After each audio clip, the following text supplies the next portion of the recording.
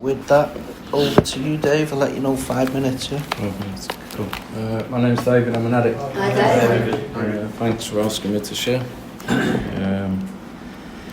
And yeah, I kind of always find it a bit difficult to share on a step, really. I kind of got so used to kind of my own story, you know what I mean? It kind of just rolls off my tongue, but to kind of talk about a step, I guess I have to get a little bit more kind of vulnerable and not hide behind my story, you know. And it's being recorded as well, so I have to be mindful that my wife might kind of hear it one day. Do you know what I mean? So I have to be quite mindful of that. And I also, like in the reading, step 10 is a preventative step. You know what I mean? And as you were reading it, it was like, it sounds so simple. Do you know what I mean? It sounds so simple. And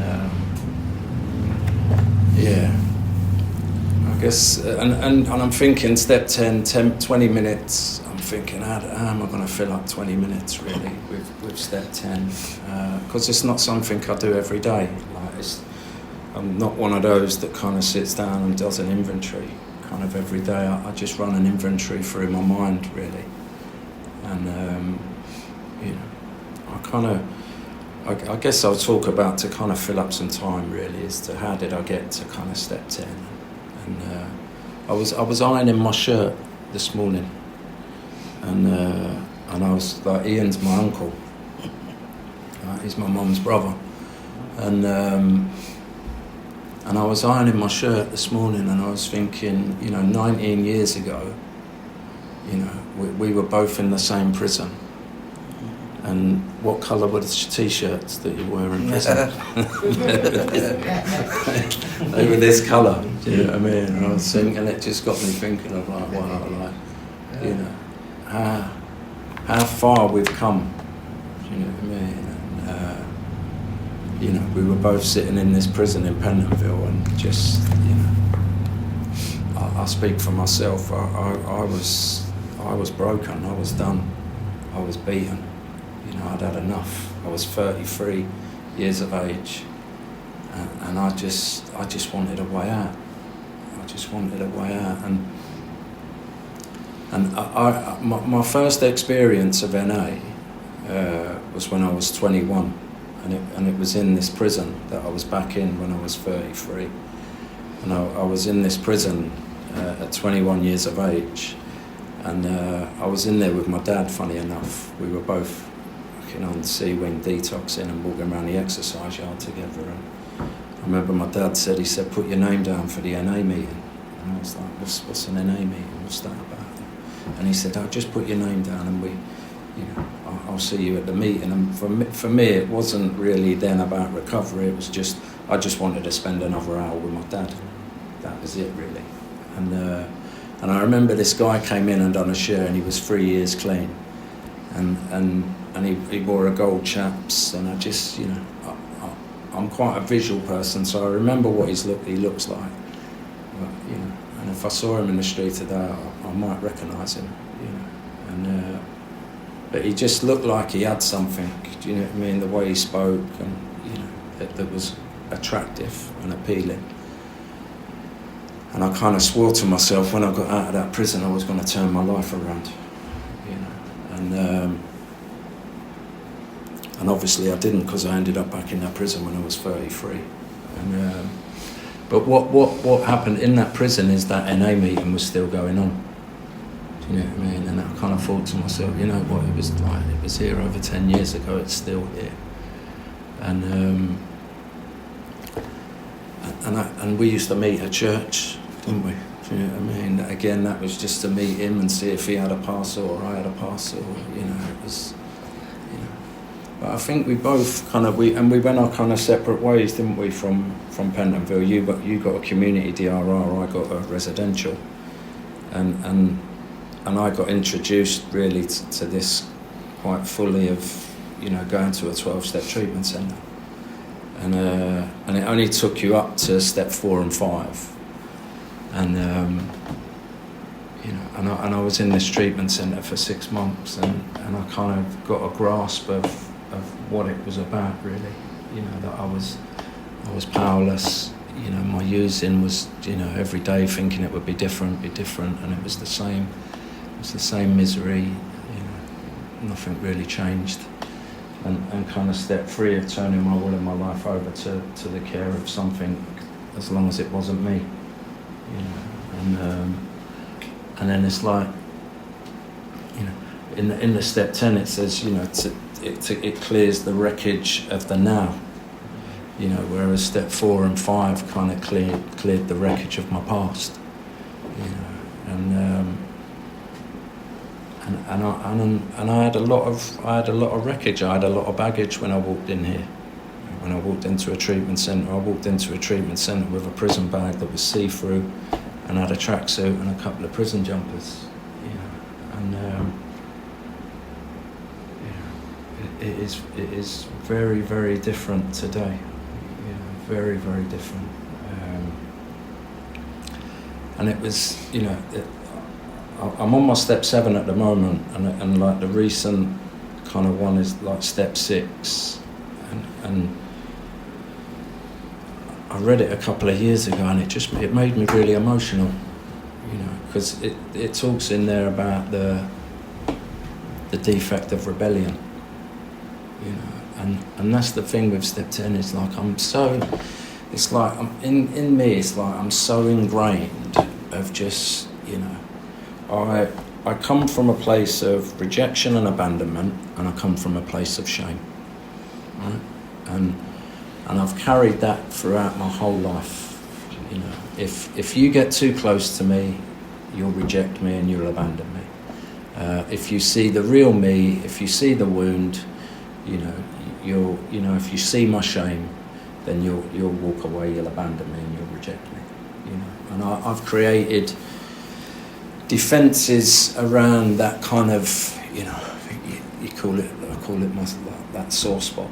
Do you know what I mean? Or that shadow, or whatever you want to call it. And it's like coming into recovery. It's that hasn't gone away from me. But what I've been able to do is I've been through the process of the 12 steps. I've been through kind of other work as well, and I still continue to kind of do that. And my recovery, it talked about in there as well about defects. It's like my defects backed me into a corner when I was 7 years clean. That I felt the only way to get out of was to have a drink and just put my fingers up to NA and just think, it's all bullshit. But when I look back, it's like what happened for me in 2012. I call it the year of hell, really. I came out of a 5-year relationship. I lost my dad. He never got clean. And I broke my collarbone all in the space of a year. And when I broke my collarbone, I had to take pain relief medication, and I was grieving. I was vulnerable, and I took pain relief medication, and my head just wobbled. Do you know what I mean? And I was going to meetings, I was reaching out to people, I was talking, but it's just, I didn't have a sponsor. And this is the thing with, this is how deep rooted this stuff really is for me, right? Is I had a sponsor, and I was doing my step 4 with him, and he might have come down here and done a show, mightn't he? He hasn't yet. No? He might hear it on the recording. No, it's fine, because we've spoke about it. And I read a step 4 out to him, and as I walked out of his door, he said to me, "I'll call you tomorrow." And he didn't call me. And it's like that drawbridge of I'd just opened myself up to somebody, a complete stranger who I built a relationship with. But it just triggered something in me where the drawbridge just came so closed up. Do Do you know what I mean? And that's it. I was just like, oh, fuck it. Do you know what I mean? I've revealed parts of myself that I've not revealed to anyone before, and he didn't call me. You know, and then that just tapped into all my childhood stuff around my dad being in prison and being an addict and all that stuff. And I remember being in therapy at the time, and I'd sit there and pay £50 to see this therapist, and he'd turn around to me and say, just call him. Just call him. And I wouldn't call him. I was so stubborn, so rebellious, you know. And this is the thing, if my wife was sitting here now, you know, and you ask her what are my two biggest defects, she would say stubborn and rebellious. Do you know what I mean? And just because, you know, I've done this stuff and a bit of work, it doesn't go away. Do you know what I mean? And but what I learned from that experience is again my expectations. I put too much expectations on people, you know, and what's that, you know, I heard it in here, expectations are resentments in construction. Mm-hmm. You know, I expected my sponsor the next day to call me, and he didn't, you know, but I don't know what was going on in his life. Maybe he was busy or something come up, I don't know, do you know what I mean? And it was quite funny because I got a new sponsor, and I did a step 4 with him during lockdown. And obviously, you know, I was in lockdown with my wife. I couldn't read out my step 4 because my wife would be in the other room. Do you know what I mean? So I used to have to get in my car and go and drive and do a video call with my sponsor because we couldn't, you know, it was COVID times. And I remember this one time, I kind of, you know, another section of my step 4. And it's like, I called him, and I'm like, you ready? And just the look on his face was like, oh shit, I forgot. He'd forgot. Do you know what I mean? But the look on his face, it melted my heart a little bit. Do you know what I mean? Because he knew from my previous experience. Oh shit, I've done the same as what the other fella done. I forgot. But this time round, I didn't like. He's human. Do you know what I mean? He's human. It's like he forgot. It's fine. I didn't have the expectation like I did on the first experience. You know? And yeah. So kind of step 10, like, is, you know, preventative of the past. Like in recovery, I've been married, I've been divorced, I've remarried again. You know, I'm kind of, you know, if I'd have, you know, gee, if I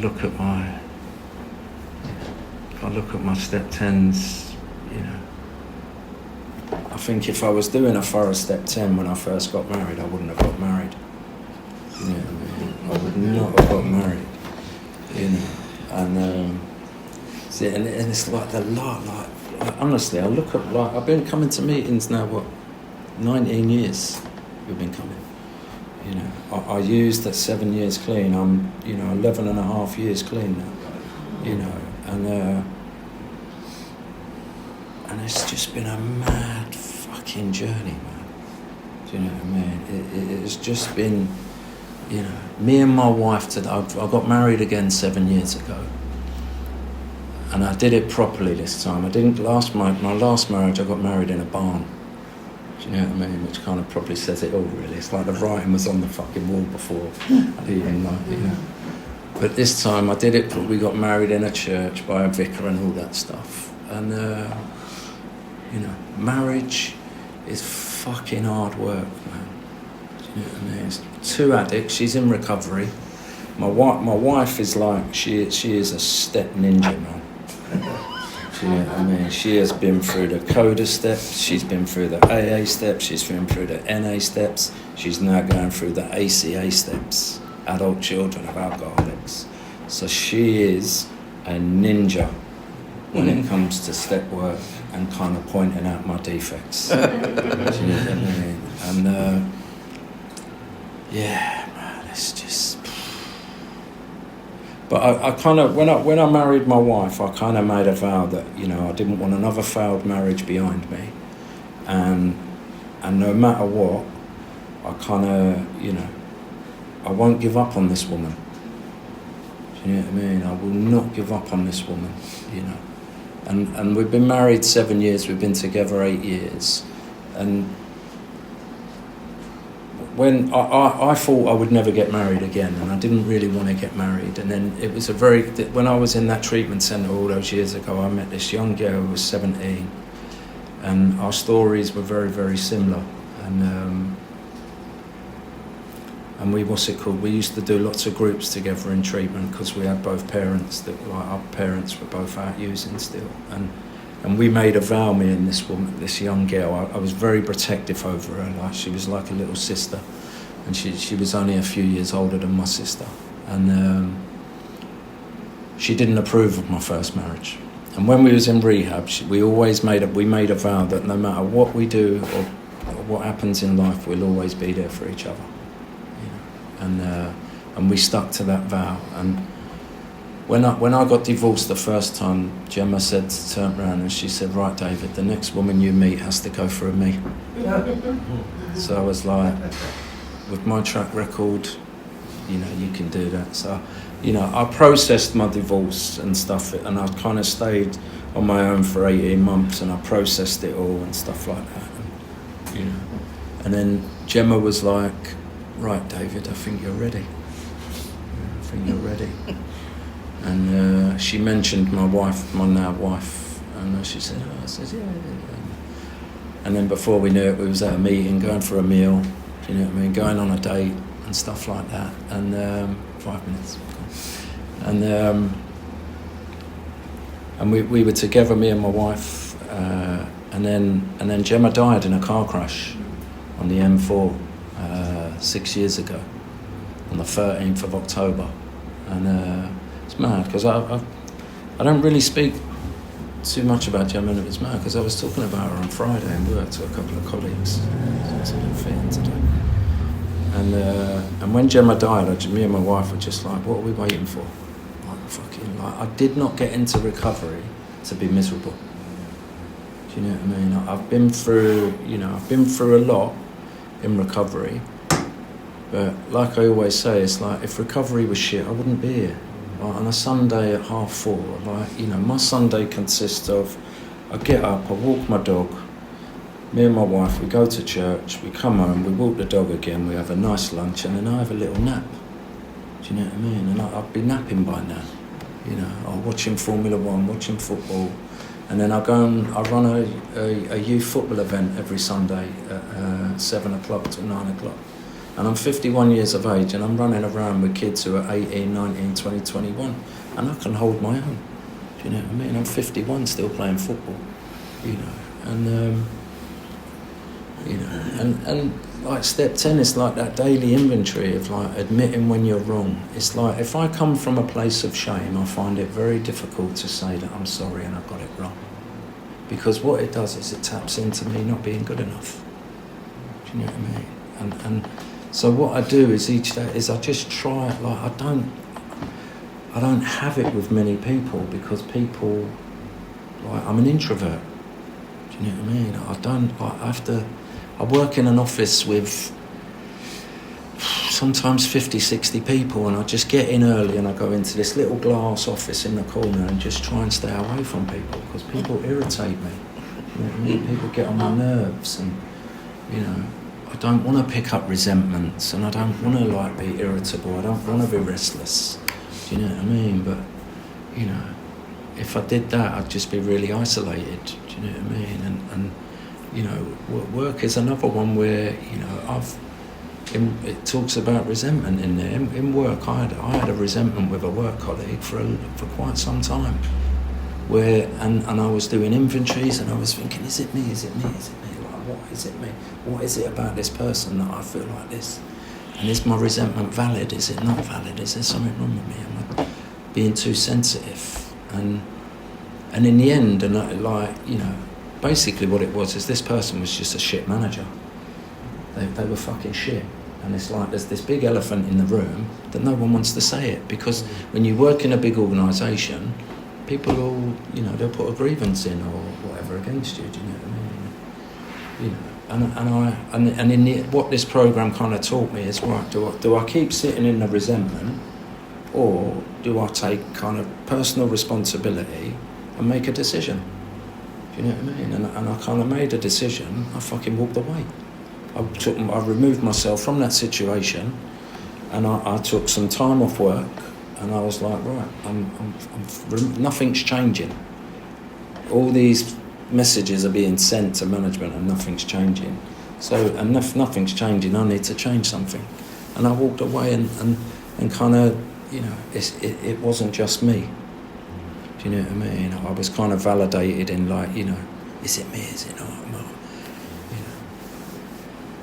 And yeah, I just kind of, I sit in my little corner office, and I don't trouble no one, and people don't trouble me, and just, I do my job to the best of my ability, and what I've learned through this process is just, he's a great advert, is just keep doing the basics, so I never have to go back to basics. I've got a home group, I've got a sponsor, I go through step work, I do service at my home group, I do a H&R service commitment in the evening. I also do stuff in the community, with church and youth and stuff like that. And,